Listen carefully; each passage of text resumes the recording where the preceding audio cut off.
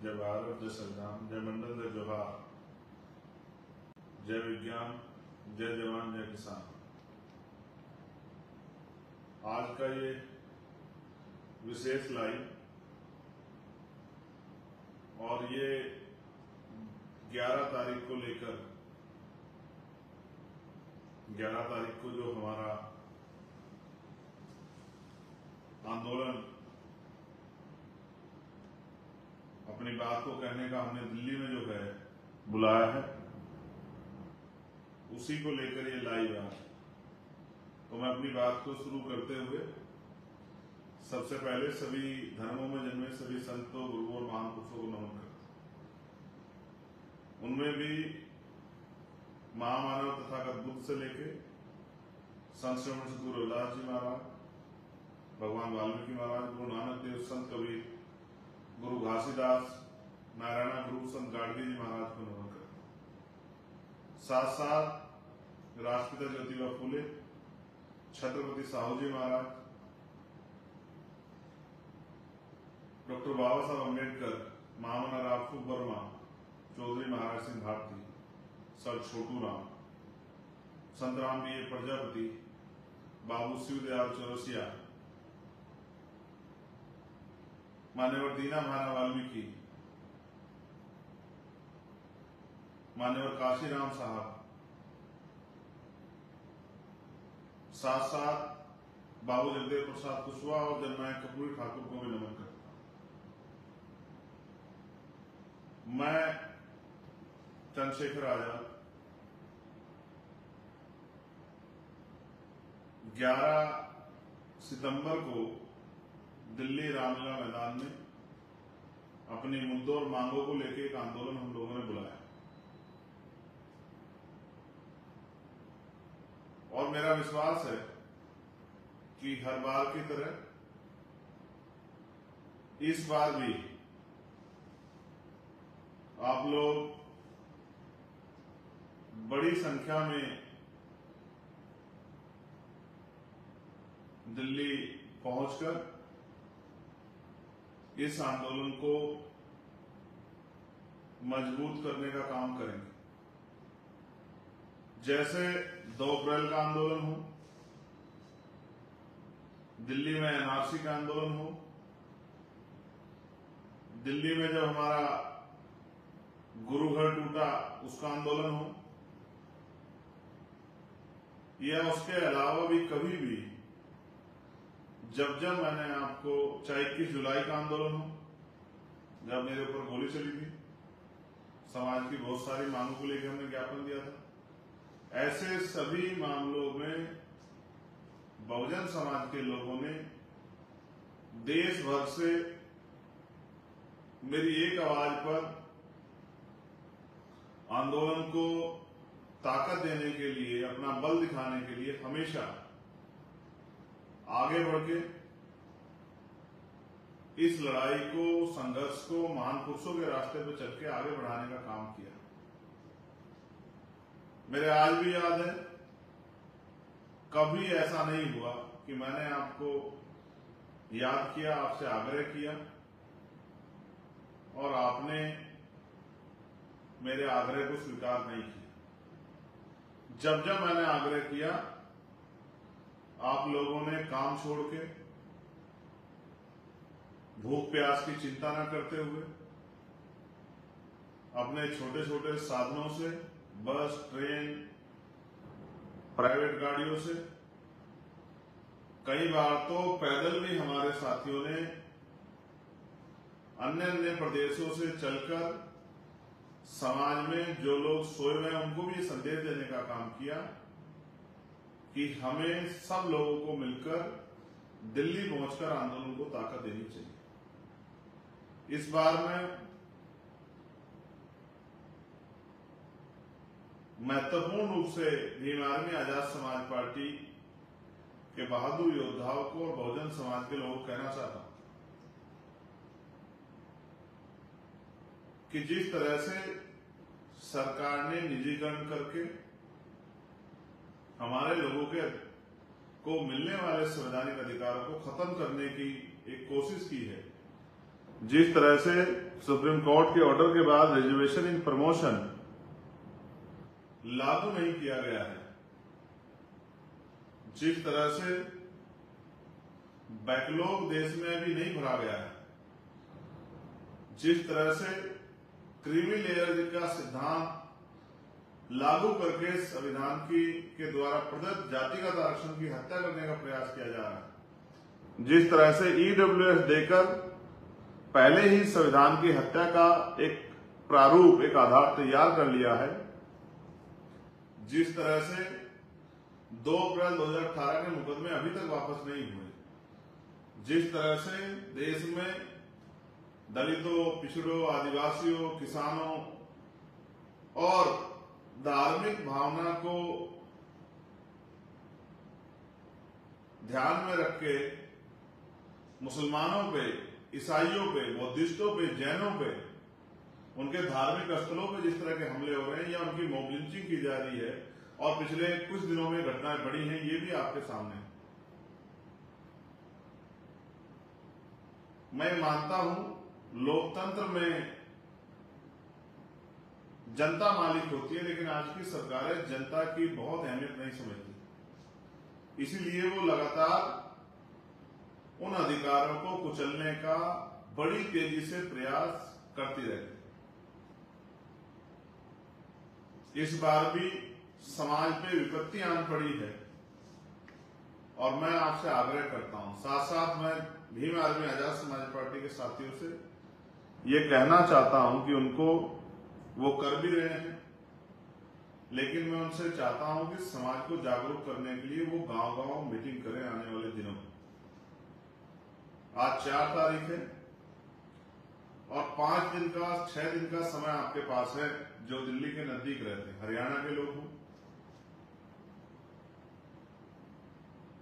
UP के लोग हों, मध्य प्रदेश के लोग हों, राजस्थान के लोग हों, दिल्ली प्रॉपर में रहने वाले हों, इन स्टेटों के लोगों से तो मैं आग्रह करूंगा कि वो अपनी बस्तियों में, गलियों में, मोहल्लों में, गांव में मीटिंगें करके समाज के लोगों को प्रेरित करें कि वो इस आंदोलन को मजबूत करने के लिए दिल्ली आए। जिस तरह से हमेशा आपने सरकारों को अपने बल से, जनबल से अपनी शक्ति का एहसास कराकर उनके गलत इरादों की भावना को रोकने का काम किया, उनको अपने फैसले बदलने के लिए मजबूर किया, उसी तरह से इस बार भी आपका ये बल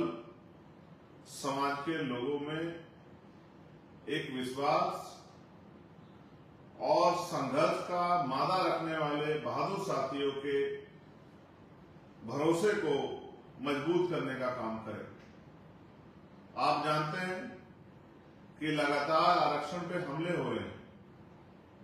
कभी लेटरल एंट्री से, कभी संविदा से, कभी ठेकेदारी से, कभी आउटसोर्सिंग से, या रोस्टर में SC, ST, OBC के बच्चों को अवसर ना देना पड़े तो एकल पद्धति के आधार पे नियुक्तियां निकाल के जो है आवेदन निकाल के आरक्षण को समाप्त करने की साजिश की जा रही है। और फिर 69,000 शिक्षक भर्ती में जो घोटाले हुए या और जो भर्तियों में घोटाले हुए वो भी हमारे सामने, जैसे अभी अभी 2700 साइंटिस्टों का आंकड़ा मेरे सामने आया जिनकी नियुक्तियां की गई, उनमें से एक में भी आरक्षण का फॉर्मूला लागू नहीं किया। हमें और आपको तय करना है कि अगर हम लोगों ने संघर्ष नहीं किया तो हमारे आने वाली नस्लों का क्या हो, और अगर हम जीते जी अपने अधिकारों की रक्षा नहीं कर पाए तो फिर आने वाली पीढ़ियां हमसे जवाब मांगी। मैं ये भी आपको बताना चाहता हूं, इस बार आपकी जिम्मेदारी कुछ बढ़ जाएगी, क्योंकि कल मैं अगले 3-4 दिन के लिए देश से बाहर जा रहा हूं।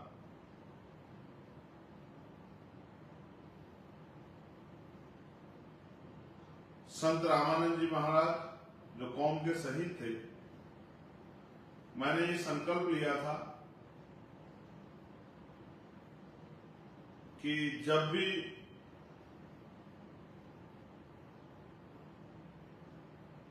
मैं लोकसभा जीतने के बाद और मेरे पास पासपोर्ट होगा कि मैं दूसरे देश में जा सकता हूं,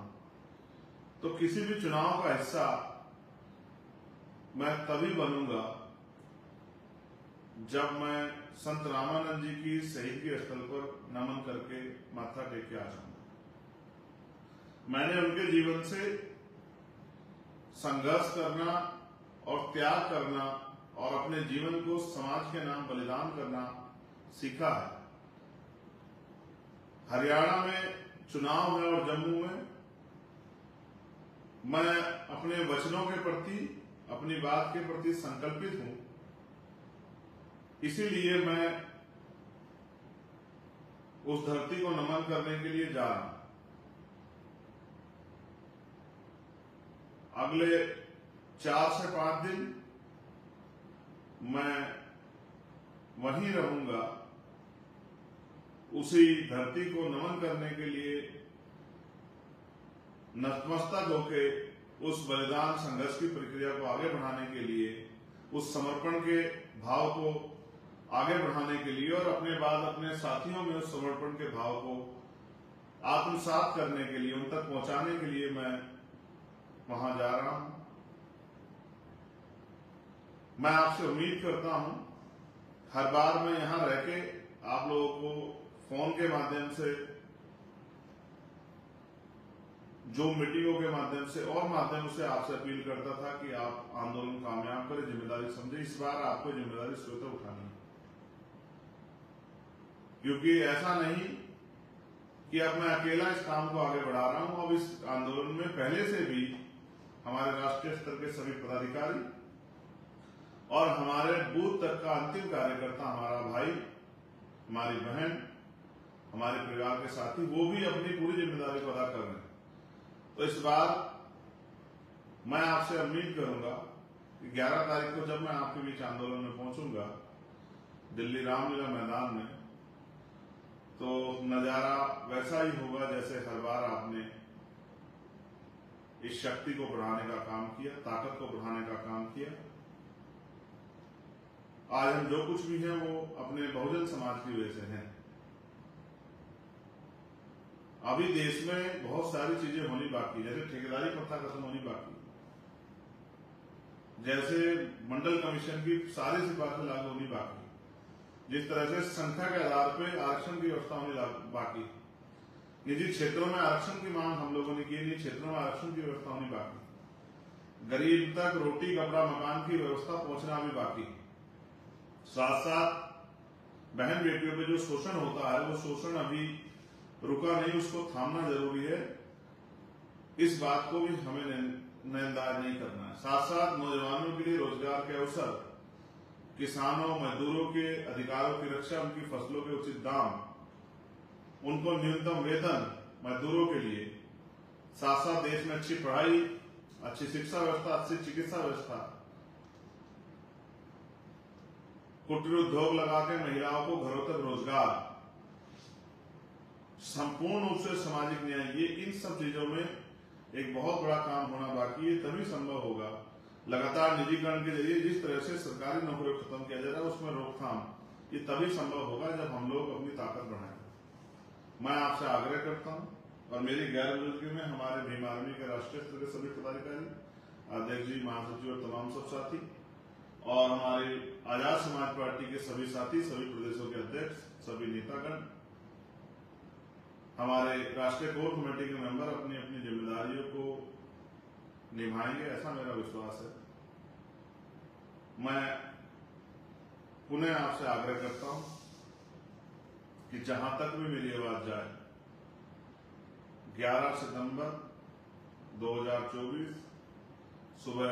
9:30-10 बजे रामलीला मैदान में मैं आपका इंतजार करूंगा। और मेरी उम्मीद और विश्वास है कि इस बार का आंदोलन इतना ताकतवर होगा कि सरकार की नींद उड़ जाएगी और सरकार हमारे अधिकारों के खिलाफ फैसले लेने से पहले 1000 बार सोचेगी। बहुत बहुत धन्यवाद। जय भीम, जय भारत, जय संविधान, जय मंडल, जय जोहार, जय जवान, जय किसान, जय विज्ञान। धन्यवाद।